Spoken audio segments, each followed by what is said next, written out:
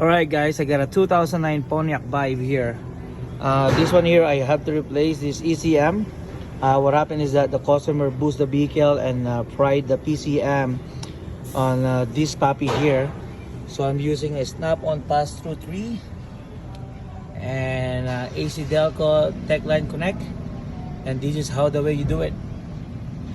If any of you guys lost a key, need to be programmed, computer needs to be programmed, body control module or anything like that, hit a comment button and we can talk about it. Peace out.